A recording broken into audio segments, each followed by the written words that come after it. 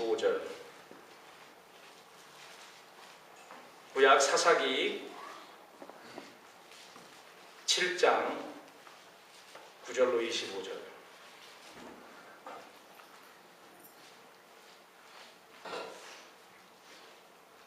(12절부터) (25절까지) 교독하겠습니다. 제가 먼저 12절 읽겠습니다.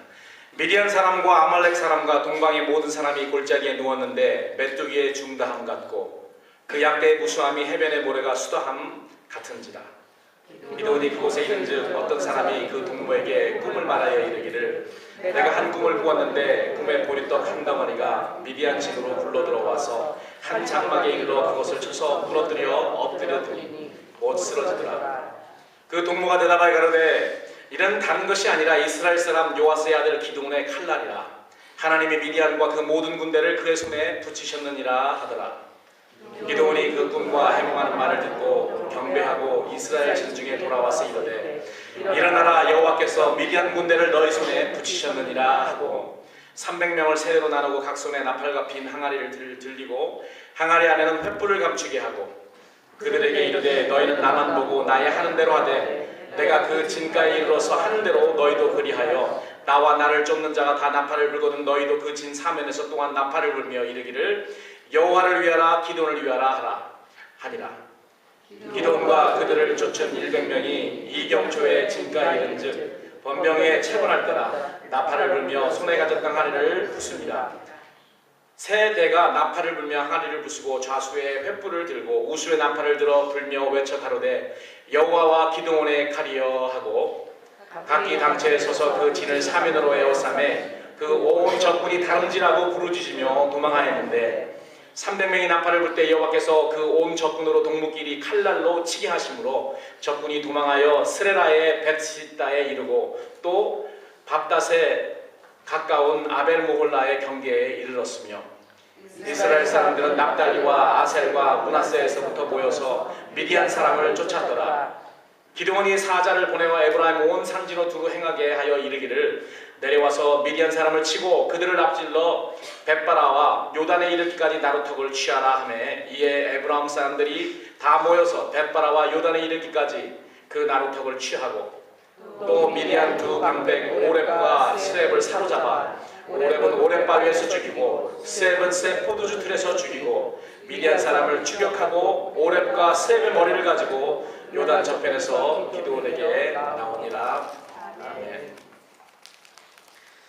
오늘까지 지난 3주일간 우리는 300명의 정예군사로 이스라엘 백성들을 12만 5천이나 되는 미디안과 이 동방의 연합군대로부터 이스라엘을 구원한 기드온과 300용사의 이야기를 우리가 공부하고 있습니다. 전쟁 이야기이기 때문에 우리가 잘 아는 손자병법을 집필한 병법의 규제, 손무의 병법 한 가지를 여러분들에게 소개하고 오늘 본문을 통해서 하나님께서 사용하시는 전략, 하나님께서 사용하시는 그 방법과 굉장히 흡사한 것을 우리가 발견할 수 있습니다. 손자는 그의 병법 중에 9가지 지형이라는 구지편이라는 그러한 병법에서 이렇게 이야기를 했습니다. 전쟁에 능한 사람은 마치 한 사람의 인간을 움직이듯이 전 군대를 하나로 뭉쳐서 자유자재로 움직이는 그런 사람이다. 병사란 궁지에 서면 오히려 두려움을 잃어버린다. 도망갈 길이 없는 상태에 빠지면 일치단결하고 적의 영내에 깊숙이 들어가면 결속을 구취하며 옴짝달싹 없는 사태에 빠지면 필사적으로 싸운다. 여러분 그런 말 있잖아요. 지렁이도 밟으면 꿈틀거리고 쥐가 코너에 몰리면 어떻게 됩니까? 고양이를 뭅니다. 그와 비슷한 말이죠. 그렇게 말한 다음에 손무는 우리가 일반적으로 전혀 이해할 수 없는 그런 말을 합니다. 무슨 말을 하냐면 아군을 궁지에 몰아넣고 사생결단하게 하는 것, 이것이 장수된 자의 임무다. 자기 아군을요 궁지에 몰아넣어서 사생결단하게 하는 것이 이 장수의 전쟁에서 지도자의 할 일이다, 임무다라고 이야기해요. 궁지에 서야만 활로가 열린다는 것을 잊어서는 안 된다라고 손무는 이야기를 합니다. 그러나 이제 아군들을 죽이려고 그러는 것이 아니죠. 목적은 적이 예측할 수 없도록 해야만 하지만은 아군으로 하여금 갈 곳이 없는데 몰아넣으면 또 죽어도 또한 도망하지 않는다는 것입니다. 죽게 되는데 어찌 힘을 다해서 싸우지 않겠느냐라는 그런 말입니다.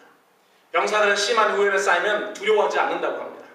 갈 곳이 없으면 굳게 단결하고 적지에 깊이 들어가면 행동이 산만해지지 않고 어쩔 수 없으면 싸우게 된다.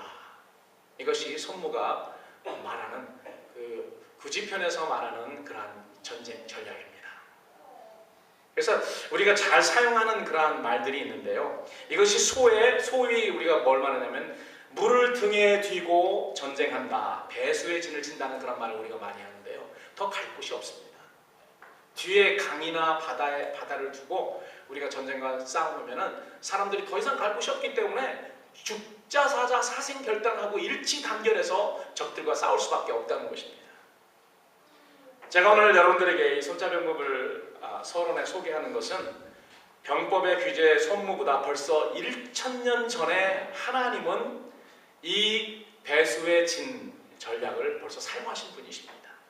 홍해 앞에서 애국 군사를 상대로 해서 모세에게 배수의 진을 치게 하셨고, 또 오늘 본문에 보니까 13만 5천 미디안 연합군의 진영에 10,000명을 데리고 30,000명을 데리고 들어간 것이 아니고 300명이나 되는 그런 사람은 진영 깊숙이 들어갑니다. 그렇기 때문에 거기서는 사생결단에서 일치 단결해가지고 싸우지 않으면 도저히 빠져나갈 수 없기 때문에, 그렇기 때문에 일당백의 그러한 결과를 낳은 것이 아닌가 이렇게 생각을 합니다. 하나님은 사무엘을 통해서 우리에게 이미 명확하게 말씀하셨습니다. 전쟁은 여호와 하나님에게 속했다. 사무엘상 17장 40절에 이렇게 말씀하셨는데요. 하나님은 기드온과 300용사를 소위 배수의 진을 치게 해서 사생결단하게 하고 일치단결하게 해서 전쟁을 승리하도록 하신 것이 오늘 본문에 나와 있는 그런 내용입니다. 근데 그들이 어떤 부분에 일치단결을 하였는지 우리가 알아봄으로써 예수 그리스도를 쫓는 정예 군사인, 마치 기드온의 300명 용사 같은 사람들이 그리스도인들입니다. 모든 것을 다 버리고 예수님을 쫓아가는 사람들이잖아요. 예수 그리스도를 쫓아서 영적인 전쟁을 치르고 있는 우리들에게 오늘 본문에서 말하고 있는 일치단결이 어떤 것인지 세 가지로 나눠서 여러분들에게 말씀드리도록 하겠습니다. 첫 번째로, 기드온과 300용사는 하나님의 뜻을 아는 것에 대해서 일치단결했습니다. 이 말은 무슨 말인가 하면은 우리들도 일치단결해야 되는데, 특별히 어느 부분에서 일치단결해야 되냐면은 하나님이 우리를 향한, 우리의 가정을 향한, 우리 교회를 향한 그 뜻이 무엇인지, 하나님을 가지고 있는 그 뜻이 무엇인지 우리가 아는데 일치단결해야 된다는 것입니다. 다른 거에서 일치단결할 필요 없습니다. 어차피 우리들은 백그라운드가 다 다른 사람이에요. 태생도 다르고 자란 환경도 다르기 때문에 다른 무슨 성품을 맞추려고 하지 마세요. 그러나 하나님의 뜻이 무엇인가, 우리가 이 목적을 향해서, 이 목표를 향해서 가야 되기 때문에 이것이 하나가 되어야 되는 것입니다. 이것이 무엇인가 알고 이 부분에 대해서 우리가 마음을 합쳐야 된다는 것입니다. 일치단결해야 된다는 것입니다. 그래서 이 하나님의 뜻을 아는 거에 일치단결하기 위해서 제일 먼저 하나님의 뜻을 확실히 알고, 그리고 이 하나님의 뜻에 대해서 확신을 가져야 될 사람이 기드온이었습니다. 하나님의 백성들의 지도자였던 기드온이 이 부분에 대해서 확실히 알아야 돼요. 그렇기 때문에 하나님은 기드온을 만나는 첫날부터 기드온에게 하나님의 뜻을 발표하셨습니다. 제일 처음에 여호와의 사자가 기드온이 타작하고 있었죠. 어디서 타작마당에서 타작하고 있었습니까? 아주 포도주 틀에서 몰래 숨어서 타작하고 있을 때 여호와의 사자가 나타나서 제일 처음에 한 말이 뭐냐면은 큰 용사요, 큰 용사요. 큰 용사가 아니죠. 지금 두려워가지고 타작하고 있는 그 기드온에게 나타나서 제일 첫 마디가 큰 용사야 그랬습니다. 기드온이 뒤를 쳐다봤을지도 모르죠. 누구요? 뒤에 누구 있는 줄 알아요. 하나님은 큰 용사여 이야기하신 다음에 하나님의 뜻을 말씀하십니다. 여호와께서 그를 돌아보사 가라사대, 기드온에게 이렇게 합니다. 너는 이 내 힘을 의지하고 가서 이스라엘을 미디안의 손에서 구원하라. 내가 너를 보낸 것이 아니냐.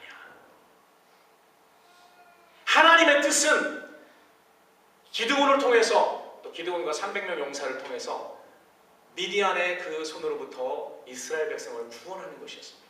하나님께서 보장하셨고 하나님께서 약속하신 하나님의 뜻이었습니다. 그러나 기드온은 자기 자신과 이스라엘의 연약함, 그리고 미디안 군대의 강성함을 생각하면서 도저히 그 승리의 그림이 그려지지가 않았습니다. 그런데 하나님께서 계속 이야기하십니다.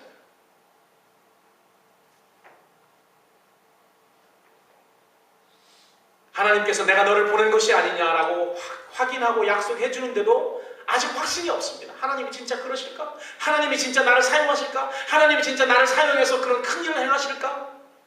여러분, 이것은 기드온의 질문이 아니었고요, 기드온의 마음속에 있던 의심이 아니고요, 우리들이 가지고 있는 그런 의심입니다.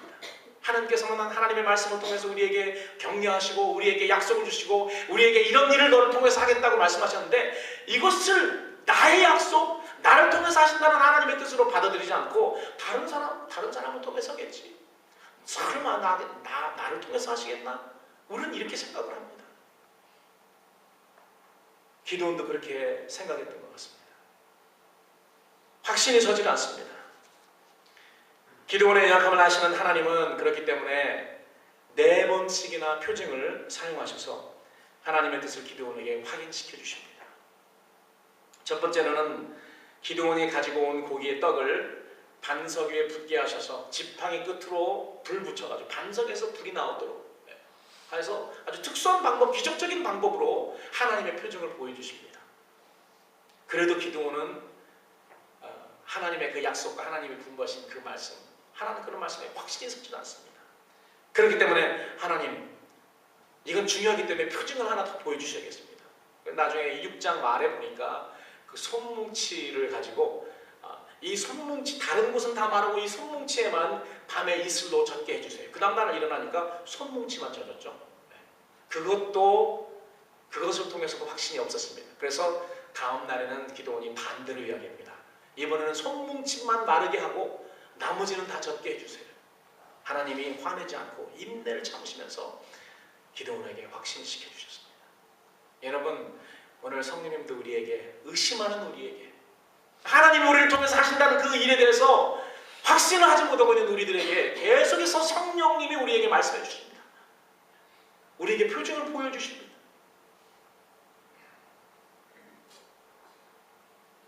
그리고 마지막으로 두려워하고 있는 기드온에게, 네가 이 300명을 가지고 가서 적군들과 싸우기 전에 만약에 그래도 두렵거든, 오늘 하나님께서 그렇게 말씀하시죠. 그래도 두렵거든.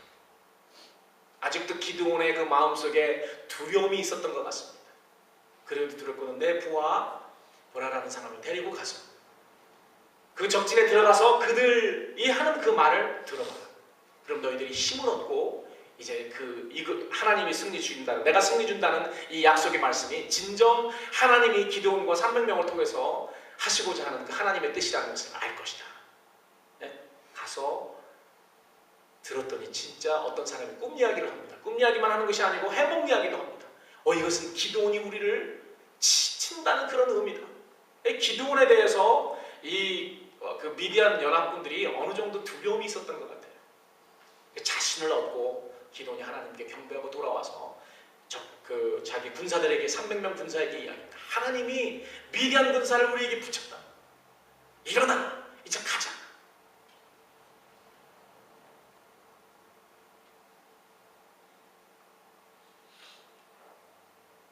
(300명) 모두가 이 하나님의 확실한 뜻을 알고 일치단결했던 것입니다. 그러면 우리가 이런 사실을 안다면 우리가 대체 이 말씀을 우리의 삶에 어떻게 적용해야 되는가? 우리 성도들이 일치단결하기 위해서는 우리가 무엇을 위해 존재하며 왜 우리가 이렇게 교회에 모였는지 하나님의 뜻을 아는 것이 중요하다는 것입니다. 여러분, 우리가 모여서 서로 각자 우리 원하는 거, 우리의 원하는 어젠다와 우리의 원하는 그 뜻대로 교회에 와서 살아가기 때문에 교회 안에 여러 가지 그런 문제들이 생기고 교회 안에 하나 되지 못하는, 일치단결하지 못하는 그런 일들이 있습니다. 우리가 우리를 향하신 하나님의 뜻을 온전히 알 때에 그리고 그 부분에 대해서 일치단결할 수 있을 때에 하나님은 우리를 통해서 기적과 같은 그러한 놀라운 영적 승리를 이루실 걸 저는 믿습니다. 기도원을 통해 하나님께서 300용사에게 하나님의 뜻을 알려주신 것처럼 오늘날도 확실한 예수님의 그 말씀을 통해서 우리에게 하나님의 뜻을 알려주십니다.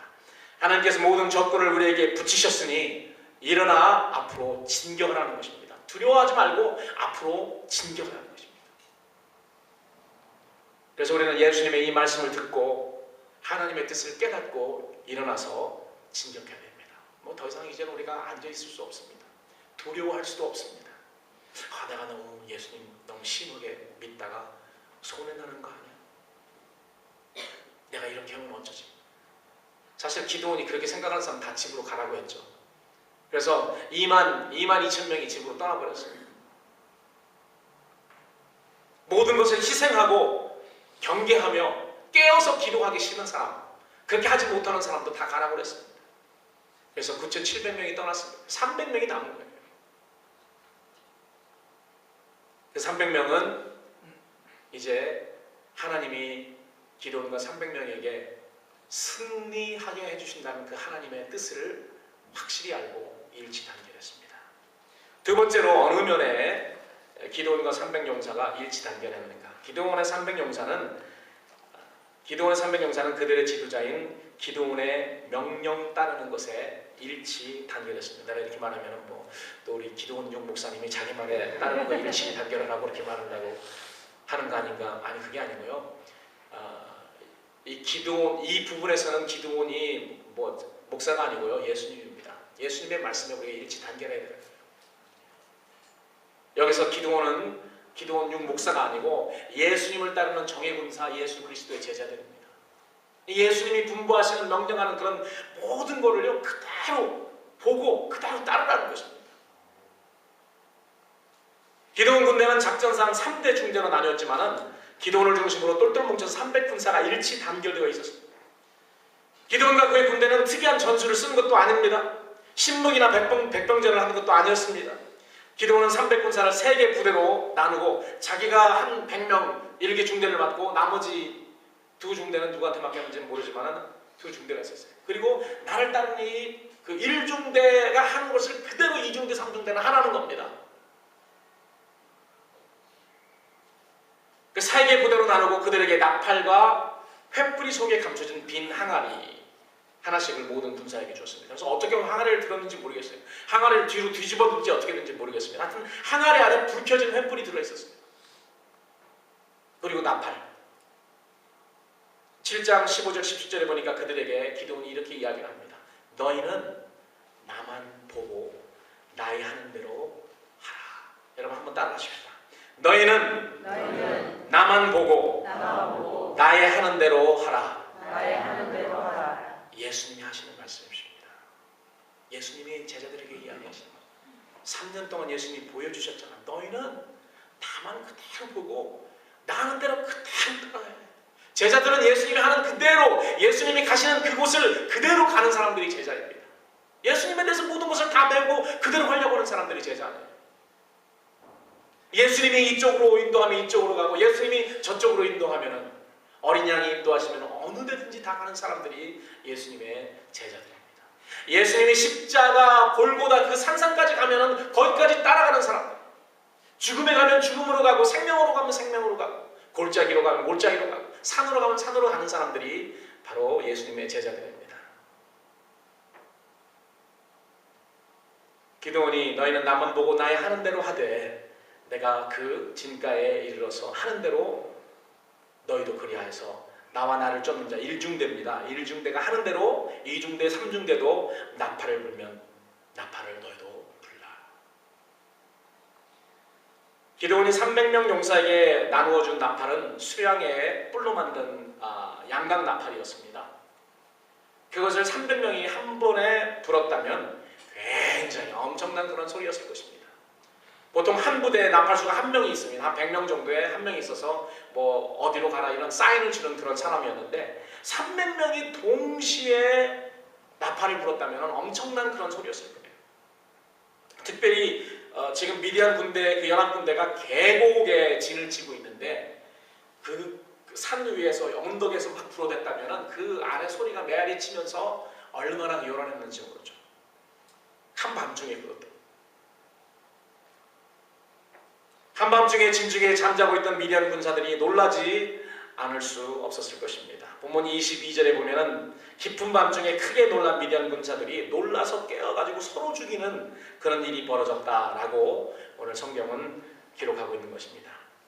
여러분, 만일 300명 중 1명이라도 일치 단결하지 못해서 미리 그 항아리를 깼다든지 아니면 미스테이크로 그 나팔을 잘못 불었다면은 이러한 큰 승리를 할 수 없었을지도 모릅니다. 그렇다면 우리가 이 부분에서 어떠한 교훈을 우리가 우리 삶에 얻을 수 있을까요? 영적 전쟁이나 사역의 승리에도 저는 성도들이 일치 단결이 중요하다고 생각을 합니다. 기드온은 자기와 분리된 이익의 부대 사람들에게 너희는 나만 보고 나의 하는 대로 하라고 지시했고요. 모든 군사들은 기드온을 보고 그대로 행해서 일치 단결하여서 한 소리를 내었고 한 번에 나팔을 불었고 한 번에 그 항아리를 깨어서 횃불을 비쳤습니다. 저는 우리 교회도 마찬가지라고 저는 그렇게 봅니다. 우리들이 제가 말을 안 해도 너무나도 잘 알죠. 그동안 어떤 이유였었든지 우리 교회가 하나로 일치 단결하는데 쉽지 않았었습니다. 먼저는 지도자인 저의 연약함과 저의 부족함이 아마 주된 이유지 않았을까 저는 그렇게 생각합니다. 그러나 하나님께서 우리에게 새로운 일치 단결할 수 있는 기회와 승리의 확신을 새롭게 주시고 있다고 저는 그렇게 믿습니다. 여러분들도 저와 일치 단결하여서 영적인 그런 전쟁에 승리하는 그런 동역을 하셔야 됩니다. 오늘 여러분들에게 그것을 부탁드립니다. 이 사사기를 통해서 기도원의 이 세 번에 걸친 그런 설교를 통해서 우리가 배워야 할 교훈이 바로 그것입니다. 특별히 오늘 본문을 통해서 우리는 하나님이 일치 단결할 수 있는 그러한 지금 기회를 주시고 있구나. 한 마음으로 이제 우리가 영적 전쟁을 예수 그리스도 인도하는 대로 우리가 치를 때에 예수 그리스도 안에서 우리가 승리를 얻을 수 있겠구나. 이런 교훈, 이러한 말씀, 이런 메시지를 오늘 본문을 통해서 우리에게 성령님께서 주신다고 저는 확신합니다. 이제 예수 그리스도의 명령에 일치 단결해서 순종함으로 영적 전쟁에 임해야 될 그런 때가 이른 것입니다. 그래서 저는 우리 교회의 소그룹들끼리 일치 단결하는 것도 중요한데요. 소그룹들이 서로끼리 일치 단결하는 건 교회죠. 일치 단결하는 것도 중요하다고 생각합니다. 그 소규모 소금 모임 안에서 서로 친하고 끼리끼리 친한 것도 좋아요. 그것도 있어야 됩니다. 그러나 그 소그룹끼리들만 친하면은 그거는 1중대, 2중대, 3중대 따로따로 노는 것밖에 되지 않습니다. 오늘 보니까 분명히 기도원이 말합니다.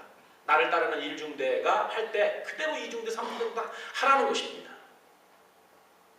무슨 말인가 하면은 영목사와 목회자들이 하는 것 그대로 여러분들이 하라는 거예요. 그것을 보고 배우기 위해서 그대로 봐야지 배울 거 아닙니까? 그것을 보고 배우기 위해서 제자 훈련에 참여하라는 것입니다. 그것을 통해서 예수님이 우리에게 주시는 그런 방법, 그 방법 배운 하나님의 말씀을 통해서 그 배운 방법을 여러분들에게 보여주는 것입니다. 이렇게 살라고, 이렇게 하라는 것입니다. 첫 번째로는 보는 겁니다. 봐야지 어떻게 전쟁을 치르는 것을 그걸 보고 들어야지 알 거 아닙니까? 그래서 여러분 제가 부탁드립니다. 일치 단결, 교회가 일치 단결하기 위해서 소그룹끼리 서로 다른 목소리를 내지 마십시오. 기드온의 세계 부대가 기드온과 그를 따르는 본부대의 명령대로 따랐던 것처럼 소금장님들은 목회자들이 하는 모습을 보고 그대로 따라하시면 됩니다. 그것을 보고 배우는 것이 제자훈련이라고 제가 말씀드렸습니다. 우리가 모든 일에 일치 단결해야 되겠지만 특별히 우리가 일치 단결해야 될 부분이 있습니다.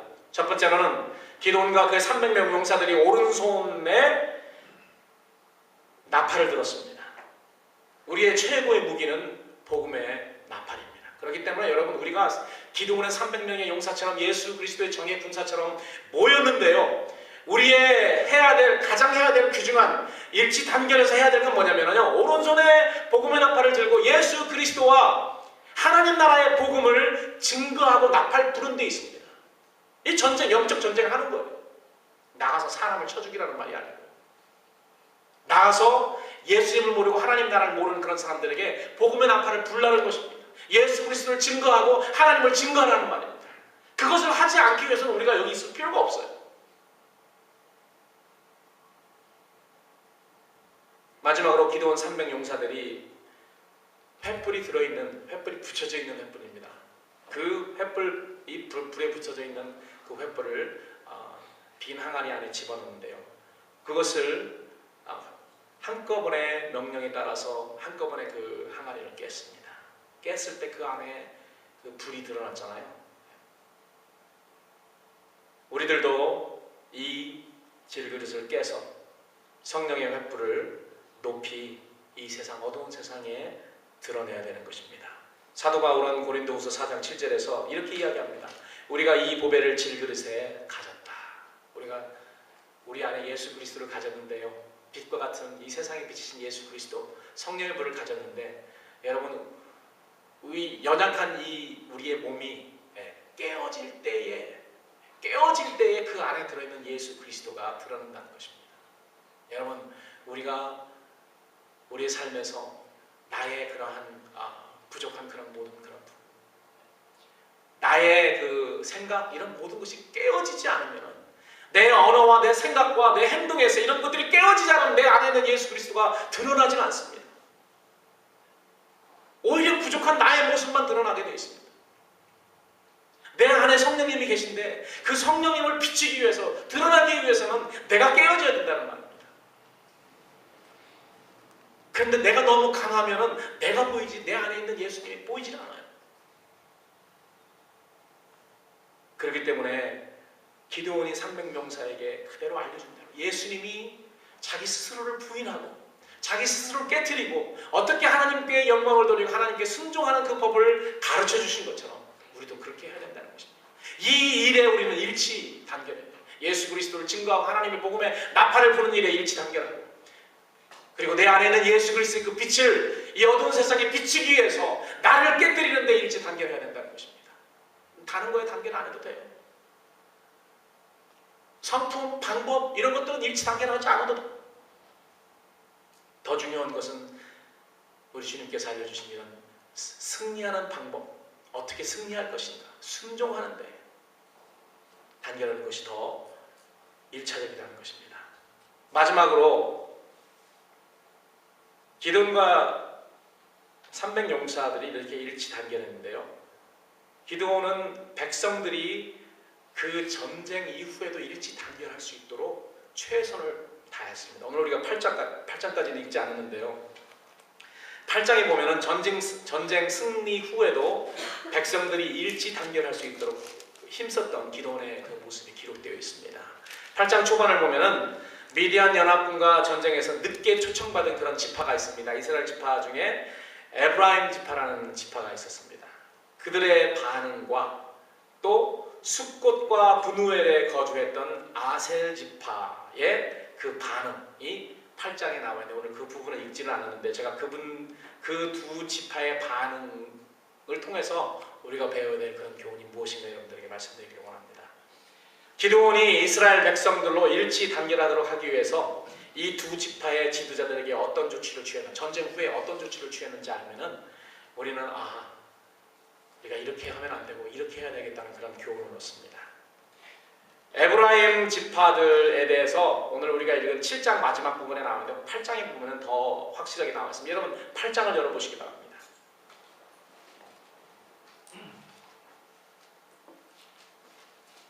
8장 1절만 우리가 한번 같이 읽을까요? 사사기 8장 1절 다 같이 읽습니다. 시작. 에브라임 사람들이 기드온에게 이르되 너가 미디안과 싸우러 갈 때 우리를 부르지 아니하였으니 우리를 이같이 대접함은 어쩌 미뇨하고 크게 다투는지라.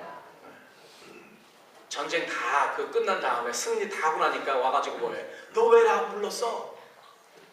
너 왜 나 안 불렀어? 나중에 부르긴 불렀죠. 7장 제일 마지막 부분에 불렀거든요. 불러서 그 사람들이 열심히 싸움해서 그 미디안의 장군 2명을 오렙이라는 사람과 스렙이라는 사람을 그 목을 가지고 기드온에게 나옵니다. 전쟁에서. 너무 늦게 불렀다는 거예요. 그게 여러분 무슨 말일까요? 처음부터 전쟁하지 않았기 때문에 나중에 우리가 가질 그런 권리가 부분적인 것뿐이 없다. 이렇게 우리를 해도 대접해도 되느냐? 전쟁 처음부터 우리를 싸움하게 해야지 우리가 나중에 받을 것도 다 받지. 교회도 보면 우리가 사회 가다 보면은 자기를 드러내기를 좋아하는 그런 사람들의 모습이죠. 에브라임 족속들. 그것도 처음부터가 아니고 나중에 좀 참석하고 나서 내 몫은 뭐냐? 왜 나는 이렇게 안 지켜주냐? 자기를 드러내기를 좋아하는 사람들이 바로 에브라임 족속들입니다. 나중에 보니까요. 에브라임 사람들은 이스라엘 12지파 중 가장 불평불만이 많은 지파였습니다. 여러 군데 나오더라고요. 불평할 때마다 에브라임 지파가 빠지는 때가 없어요. 거의 고질적이었는데 훗날 이스라엘 왕국을 분절시키는데 주도적인 역할을 했던 여로보암이라는 왕이 에브라임 사람입니다. 그 DNA가 결국은 이스라엘을 반토막 나게 합니다.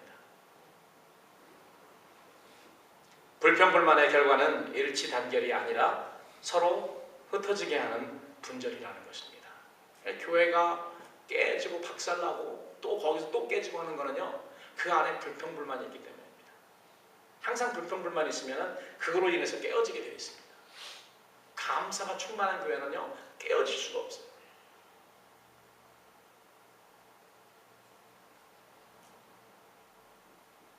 여러분, 미디안 연합군과 전쟁에 초청되지 않은, 거기에 빠진 지파는 비단 에브라임 지파만 아니었습니다.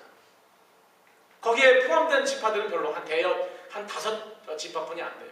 그런데 왜 우리만 빼놨느냐? 이렇게 불평을 하죠. 더군다나 에브라임 지파는 전쟁 말기에서나마 참전할 수 있는 그런 기회도 얻었었습니다.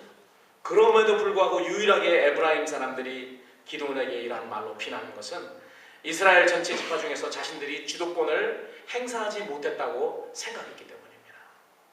소위 자기들을 무시했다는 거죠. 우리를 처음부터 불렀으면 우리가 가서 열심히 같이 처음부터 사생결단해서 싸움할 수 있었는데 왜 우리를 빼놓고 자기들이 주도권을 행사하지 못했다는 것입니다. 목회하면서 목사로서 가장 힘든 일 중 하나는 성도들이 사역하면서 목사님이 나를 무시했다, 아니면 누가 나를 무시했다, 섭섭하다, 이런 말을 듣는 것이 너무 진이 빠지는 일입니다. 목사한테. 이런 일에 기드온이 노를 바랬다면, 아니 오라고 할 때는 어디 가고 지금 마지막에 참석해놓고서 지금 다 주도권 따지고 있어, 화를 낼 수도 있었습니다. 기드온이 그럴 수 있었어요. 에브라임 사람들에게. 만약에 그렇게 해서 노를 바랬다면 후에 백성들이 일치 단결되는 일이 쉽지 않았을 수도 있습니다. 그런데 기드온은 겸손하고 온유한 그러한 성품이 있었던 것 같아요. 그리고 기드온은 명예와 영광에 마음을 두지 않았습니다. 그의 분별력은 뛰어나서 에브라임 사람들의 불평으로 발생할지 모르는 내부의 분열을 이미 감지했습니다. 지혜롭게 예방책을 간 거였습니다. 그래서 오히려 그 불평하는 그런 사람들을 어떻게 했냐면요, 높여줬어요. 우리 지파가 나가서 싸움한 거, 너희 지파가 마지막에 참석했는데 너희들이 훨씬 더 많은 공적을 쌓았다. 우리 그런 비교가 안 될 정도로 너희들은 그렇게 많이 싸움했다. 우리들은 연약하지 않느냐 하면서 높여주고 오히려 격려해 줬습니다. 그래서 기드온은 그 일로 인해서 이스라엘 지파들 간에 분열이 생기는 것은 원하지 않았습니다. 그러므로 그는 서로 싸움하는 것, 반목하는 것보다 화평을 추구했고요. 자기보다 남을 낮게 여기는 신앙의 아주 그 정도를 걷는 그러한 일을 했던 것입니다. 그래서 그 전쟁 이후에도요, 오랜 기간 이스라엘이 일치 단결해서 평안을 누릴 수 있었던 것입니다. 아무리 불평을 했어도 여러분 생각해 보십시오. 에브라임 지파 사람들은 그래도 적극적으로 전쟁에 참여한 사람들이요, 열심을 다한 사람들입니다. 교회에서 불평하는 사람들은 열심히 일하는 사람들입니까? 아니면 본청만청한 사람들입니까? 교회에서 불평하는 사람들은요, 열심히 일하는 사람들입니다. 와서 섬기라고 해도 본청만청 하는 사람들은 불평하지 않아요. 불평할 거리도 없고. 그러나 열심히 하는 사람이 불평합니다. 어떤 불평합니까? 왜 나는 열심히 이렇게 하는데 쟤는 안 해? 그리고 나를 무시했다. 나는 열심히 하는데 무시했다. 목사님이 안 알아줬다. 뭐 이런 거죠. 에브라임 사람들은 그래도 불평을 했지만은 열심히 전쟁에 참여해서 열심히 일을 했던 그런 사람입니다. 자기를 드러내려 하든 다른 이유로 그러했든 그래도 적극적으로 일하는 사람들이 불평을 한다는 것을 우리는 너무나도 잘 압니다. 그런데 또 다른 종류의 사람이 있었어요. 그 사람은 누구냐면은 8장 3절, 4절, 5절, 6절에 나와 있는 숫곡과 브누엘에 살던 아셀 지파. 이 사람들도 이스라엘 지파들이었거든요. 8장 4절에 보니까 기드온과 300명 용사가 흑인 전쟁하러 지금 도망가는 그 미디안 군사들을 쫓아갑니다. 쫓아서 300명이 가는데 여러분 밥 먹을 시간이 있었겠냐고요. 피곤합니다. 하루 종일 쫓았기 때문에 피곤하죠. 뭐 밥을 준비해왔는지 안 했는지 다 먹었는지 모릅니다. 배가 고픕니다. 그래서 기드온이 가다가 숫곳이라는 곳에 들려서 거기 있는 사람들에게 이야기합니다. 같은 이스라엘 아셀 지파거든요. 그 사람들에게 야, 우리가 지금 적군을 쫓고 있는데 우리에게 좀 떡 좀 있으면 주라. 우리 군사들이 너무 지금 배가 고프다. 그랬더니 이 사람들 지도자들이 와서 나 하는 말이 뭔지 아세요? 야, 전쟁이 지금 어떻게 결과가 날지 모르는데 내가 어떻게 알고 너한테 빵을 줄 수 있냐? 네가 지금 쫓아가는 그런 미디안 적군이 갑자기 승리해가지고 밀고 들어와서 승리하면은 너에게 빵을 도와주면 우리는 뭐가 되는 거야? 어떻게 보면은 일리가 있잖아요. 전쟁이 지금 너희들 확실히 이긴 것도 아닌데 어떻게 우리가 너를 도와줄 수 있냐? 그 옛날에 6.25 전쟁 있을 때, 남북한 전쟁 있을 때 그랬잖아요. 북한이 밀고 내려올 때는 뭐 북한 사람들 좀 도와준 사람들, 그런 사람들 나중에 다시 또 남한 군대가 몰고 왔을 때 나중에 다 죽었잖아요. 그런 일들이 있었습니다. 그와 마찬가지로 지금 이야기하는 거예요. 근데 이것은 어떤 그런 옵션이 아니고요. 여기는 신앙과 불신앙의 차이였습니다. 하나님의 명령을 받고 지금 일을 하고 있는 그 기드온을 도와주지 않는 것은요, 불신앙이었습니다. 하나님을 거부하는 것이었습니다. 그래서 빵을 주지 않았어요. 떡을 주지 않아가지고요. 기드온이 속으로 화가 났죠. 나중에 승리하고 올 때 내가 너희들을 가만히 두지 않겠다.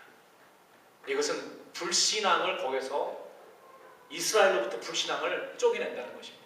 그리고 그 다음 동네 브누엘 동네 가서 똑같이 이야기했더니 이 사람들도 역시 똑같이 이야기했어요. 야, 전쟁이 아직 지금 결과가 나지 않았는데 우리가 너를 어떻게 도와줘? 나중에 전쟁의 승리를 거두고 기드온이 돌아오면서 거부했던 그 모든 지도자들을 다 척결합니다. 그리고 브누엘의 망대를 다 허물어뜨립니다. 오늘날 주님의 일을 하는 데에도 이와 유사한 어려움이 많이 있어요. 응당 협력해야 될 사람이, 일치단결할 사람이 의외로 냉담한 그러한 태도를 보일 때가 많다는 것입니다.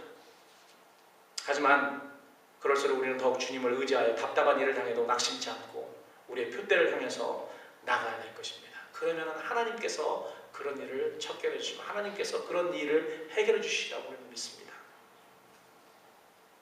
오늘날도 사탄과 영적 전투에서 관망만 하고 참여하지 않는 자들은 하나님께서 정죄하십니다. 우리가 하나님의 거룩한 전쟁에 적극 동참하는 까닭은 궁극적인 하나님의 승리가 불을 보듯 명확하다고 우리가 믿기 때문에 그렇습니다. 그렇기 때문에 거기에 참여하지 않은 사람은 불신에서 온다는 거예요. 그래서 기드온은